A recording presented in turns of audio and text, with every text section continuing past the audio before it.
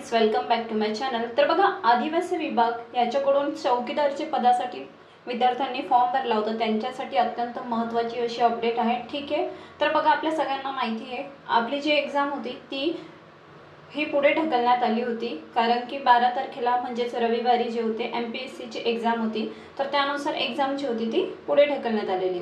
तर त्यानुसार बघा, आता जे आहे नवीन आपल्याला अपडेट आलेली आहे, तर ते अपडेट काय आहे आपण सगळे समजून घेऊया। ठीक आहे, तर बघा, दिनांक 13 जुलैचं हे पत्र आहे। ओके, बघा इथे आहे 13 जुलै 2026। तर काय आहे पत्रामध्ये आपण किंवा जाहीर सूचनेमध्ये आपण समजून घेऊया। तर याच्यात बघा, हे सांगितलेलं आहे की आदिवासी विभाग भरती 2026 चौकीदार गट ड सुधारित जाहीर सूचना। सुधारित याच्या अगोदर पण एक सूचना आली होती। ठीक आहे, तर आदिवासी विभागामार्फत दिनांक 29/4/2026 रोजी चौकीदार गट ड या संवर्गाची 778 पदाकरिता जाहिरात प्रसिद्ध करण्यात आलेली होती। पदाचे खालील वेळापत्रकाप्रमाणे लेखी परीक्षा आयोजित करण्यात आलेली आहे। ठीक आहे, तर बघा, अगोदर आपल्याला त्यांनी एक नोटीस काढून सांगितलं होतं की परीक्षा जी आहे ते पुढे ढकलण्यात आली। तर हे नवीन वेळापत्रक आपल्या सगळ्यांना दिलेलं आहे। ठीक आहे, तर याच्यामध्ये बघा, गटनीय आहे वेळापत्रक प्रकल्प कार्यालय। इथे आपल्याला प्रकल्प कार्यालय दिलेले आहे, एक गट दिले आहे ते प्रकल्प कार्यालय, परीक्षेचा दिनांक आणि शिफ्ट दिलेला आहे। ठीक आहे, तर बघा, कळवण चिमूर प्रकल्पासाठी ज्यांनी फॉर्म भरला त्यांचा 28 जुलै 2026 ला फर्स्ट शिफ्ट मध्ये आहे। चंद्रपूर, वर्धा, नागपूर, भंडारा 28 जुलै सेकंड शिफ्ट मध्ये पेपर होणार आहे। तिसरा बघा, अकोला, घोडेगाव 29 जुलै फर्स्ट शिफ्ट मध्ये पेपर होणार आहे। पुसद, राजूर, देवरी, यावल, भामरागड येथे बघा 29 जुलैला सेकंड शिफ्ट मध्ये पेपर होणार आहे। ठीक आहे, तळोदा, जव्हार, शहापूर, सोलापूर, किनवट, कळमनुरी तर येथे बघा 30 जुलैला फर्स्ट शिफ्टला पेपर होणार आहे। डहाणू, छत्रपती संभाजीनगर येथील जे विद्यार्थी त्यांची 30 जुलैला सेकंड शिफ्टला पेपर होणार आहे। धारणी, नंदुरबार, पेन तर 31 जुलै 2026 ला फर्स्ट शिफ्टला।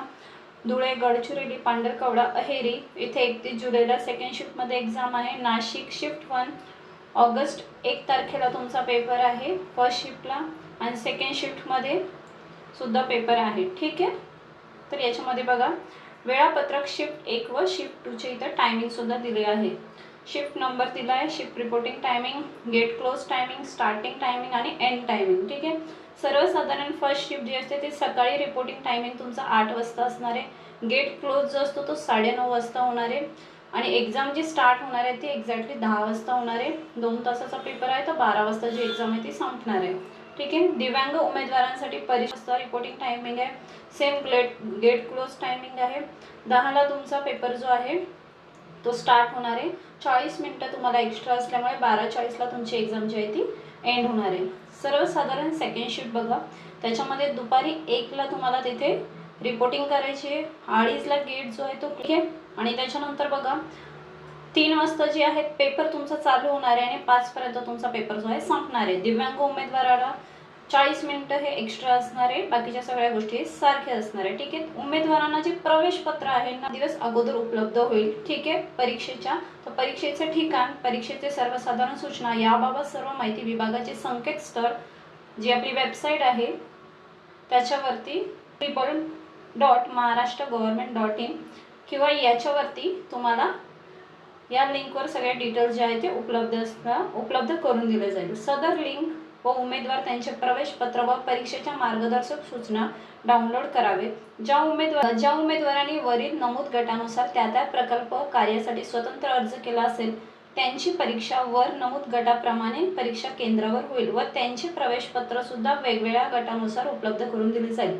तर बघा, एकापेक्षा बऱ्याच वेगवेगळ्या प्रकल्पामध्ये बऱ्याचशा विद्यार्थ्यांनी फॉर्म भरले असेल, तर त्यानुसार तुमचं हॉल तिकीट येणार आहे, आणि परीक्षा गटाप्रमाणे तुमची परीक्षा केंद्रावर होईल, आणि प्रवेश पत्र सुद्धा वेगवेगळ्या गटानुसार तुमचे उपलब्ध होणार, ज्यांनी अनेक ठिकाणी प्रकल्पामध्ये फॉर्म भरलेले आहेत। तर गट ड चे नियुक्ती प्राधिकारी, प्रकल्प अधिकारी, एकात्मिक आदिवासी प्रकल्प कार्यालय हे असल्याने चौकीदार पद 2026 संदर्भात ऑनलाईन परीक्षेची केंद्र, परीक्षा केंद्रावरील समन्वयक, निकाल प्रसिद्ध करणे, निवड सूची, दस्तऐवज पडताळणी करणे व भरती प्रक्रियेशी संबंधित अनुषंगिक बाबत बाबींबाबत संपूर्ण कार्यवाही संबंधित प्रकल्प अधिकारी करतील याची नोंद घ्यावी। ठीक आहे, तर याच्यामध्ये काही चेंजेस वगैरे असेल तर ते संबंधित प्रकल्पाचे जे अधिकारी आहे ते त्याच्यामध्ये काही चेंजेस करतील। ठीक आहे, तर आयुक्त आदिवासी विभाग महाराष्ट्र राज्य नाशिक।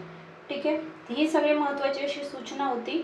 तर त्याच्यानुसार बघा आपल्याला जे डिटेल्स आहे ते आपल्याला वेबसाईटवर पुढे भेटून जाणार आहे। परीक्षेच्या आता 28 जुलैला आहे, तर 7 दिवस आधी तुम्हाला हे सगळे परीक्षेचं म्हणजे प्रवेशपत्र म्हणजे तुमचं हॉल तिकीट आणि परीक्षेचं ठिकाण तसेच सर्वसाधारण ज्या सूचना असतात त्या 7 दिवस आधी तुम्हाला उपलब्ध करून दिल्या जातील। ठीक आहे, तर आजची बघा आपली तारीखनुसार बघा तुमचं हॉल तिकीट जे आहे ते साधारणतः पुढच्या सोमवारपर्यंत म्हणजे 20 तारखेच्या आसपास तुमचं येऊ शकतं आणि जे मार्गदर्शक सूचना असतात त्यासुद्धा त्याच्यामध्ये तुम्हाला मिळाले जातील। ही जी संबंधित लिंक आहे त्याच्यावर तुम्ही ठीक आहे, तर व्हिडिओ आवडला असेल तर नक्की व्हिडिओला लाईक करा, चॅनलला सबस्क्राईब करा डेली अपडेट मिळवण्यासाठी। थँक्यू।